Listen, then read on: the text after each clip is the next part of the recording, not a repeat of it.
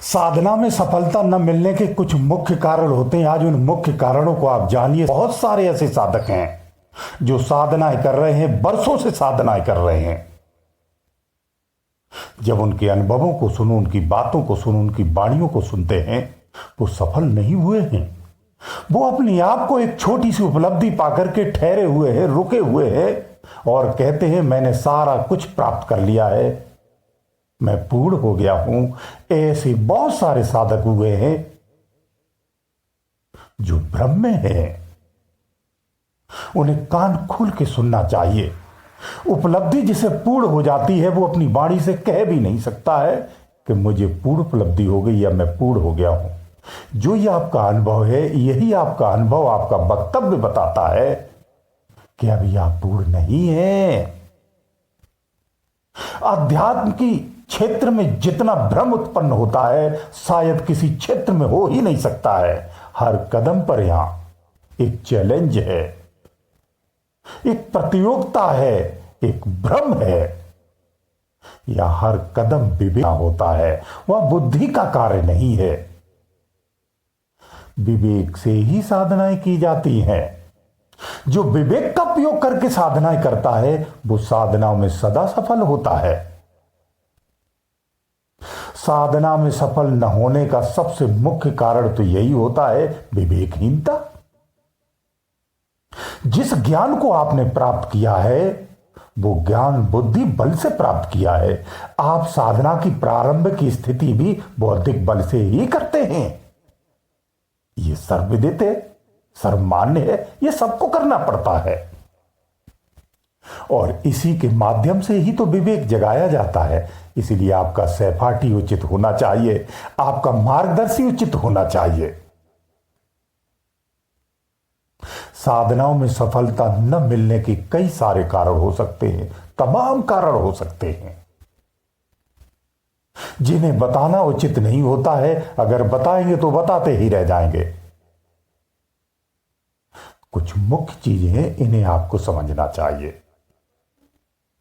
पहली बात तो यह समझना चाहिए आपको, अगर आप साधक अध्यात्म में आप रुचि रखते हैं, अध्यात्म में उपलब्धियां पाना चाहते हैं, आप साधनाएं करते हैं या करना चाहते हैं, तो आपको पूर्वक पहले ज्ञान होना चाहिए, अज्ञानता में नहीं करना चाहिए। दूसरा, आपकी श्रद्धा, भक्ति, समर्पण ये होना चाहिए। कुछ नहीं है तो जीवन संयमित होना चाहिए। जिसका जीवन संयमित नहीं होता है वो अध्यात्म उपलब्धियां प्राप्त नहीं कर सकता है। जिसका भोजन शुद्ध नहीं है, जिसका खान पान शुद्ध नहीं है, जिसकी संगत शुद्ध नहीं है, मलिन भोजन करते हैं, नशापत्ती करते हैं, गलत संगतें करते हैं, साधना में कैसे सफलता प्राप्त होगी? यानी आपकी बुद्धि तो मलिन ही है। जब बुद्धि मलिन होगी तो विचार भी मलिन ही आएंगे। आपका आकर्षण भी मलिन स्थानों की तरफ ही होगा। ऐसे में जब आप साधना में बैठते हैं तो आपका आकर्षण जो मलिन स्थानों की तरफ होता है, आपका मन बार बार उसी तरफ भगता है, वहीं आकर्षित होता है। ध्यान टिकता ही नहीं है, ध्यान लगता ही नहीं है, ध्यान में आप स्थापित ही नहीं हो पाते हैं और ऐसा सिलसिला आपका बरसों तक चलता रहता है। इसलिए आपका जीवन संयमित होना बहुत आवश्यक है, परम आवश्यक है। उस साधना की विधि बहुत आवश्यक है, उसका ज्ञान बहुत आवश्यक है। आपकी अपनी रुचि के अनुसार, अपनी श्रद्धा के अनुसार ही अपने मार्ग को चुनना चाहिए। किसी के कहे या सुने पर नहीं जाना चाहिए। दूसरा, आपका जो मार्गदर्शी होता है वो अच्छा होना चाहिए,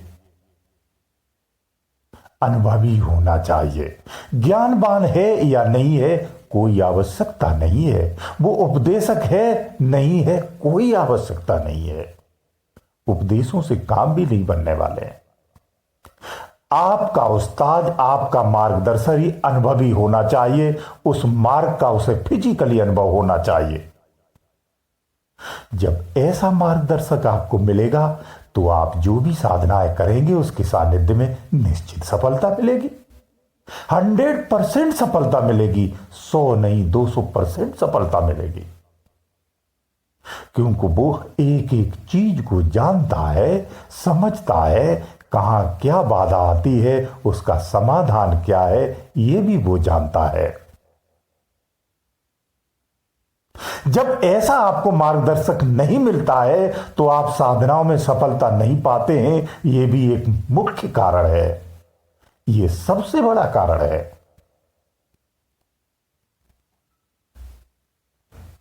जीवन का संयमित ना होना, मार्गदर्शी सही ना होना, साधनाओं में सफलता नहीं मिलती है। एक आंतरिक और बता दूं, कारण तो बहुत सारे हैं। एक आंतरिक बोलूंगा क्योंकि आंतरिक में ही प्रॉब्लम होती है।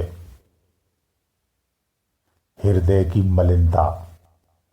जो आपके हृदय में मलिन विचार उठते हैं ना साधना के समय, ये विचार आपको कभी भी साधना नहीं करने देते हैं। ऐसे साधकों को बरसों बरसांत हो जाते हैं, वो साधना में कोई उपलब्धि प्राप्त नहीं कर पाते हैं। छोटी मोटी उपलब्धि करके संतुष्ट रह जाते हैं, आगे की यात्रा नहीं कर पाते हैं, ऊपर नहीं उठ पाते हैं।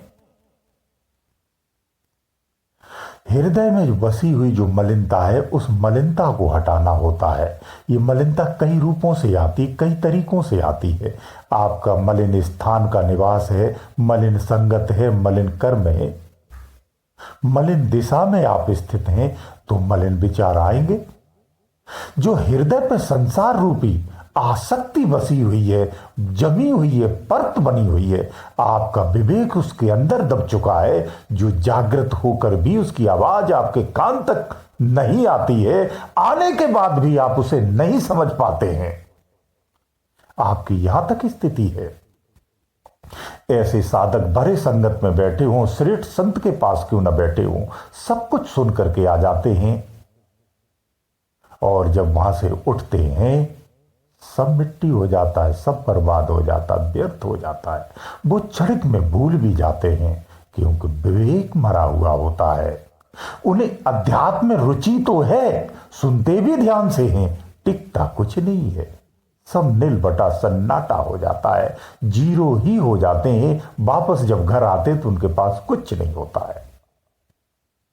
ये अध्यात्म की दृष्टि में अगर देखा जाए तो कई रूपों में, कई वाक्यों में कहा जाता है, लेकिन मुख्यतः आपका अंतःकरण मलिन है, जिसमें कुछ ठहरता ही नहीं है।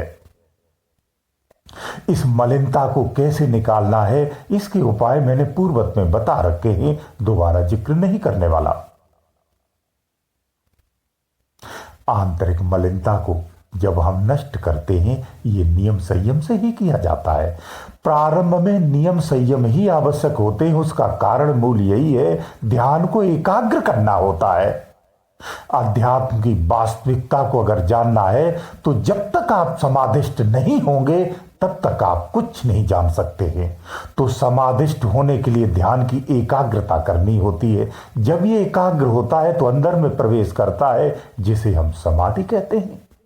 जब ये अंदर में प्रवेश करता है तो आंतरिक यात्राएं करता है। इसी को हम आंतरिक सफर कहते हैं, रूहानी सफर कहते हैं।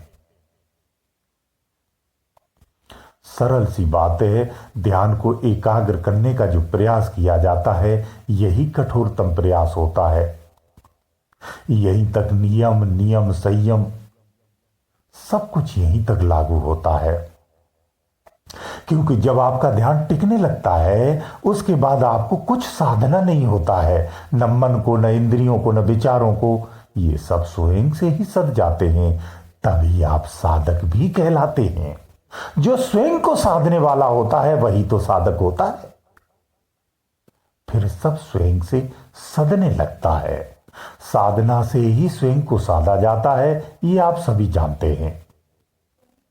मानसिक स्थिति से, बुद्धि से स्वयं को साधा जाएगा, संभव नहीं है। जो इस तरह का प्रयास करते हैं उनकी स्थिति यह होती है कि 1 साल, 2 साल, 3 साल, 1 महीना, 2 महीना, 4 महीना, 1 दिन, 2 दिन, 4 दिन स्वयं को उससे वंचित रखते हैं। 2 दिन बाद फिर उसी में लिप्त हो जाते हैं।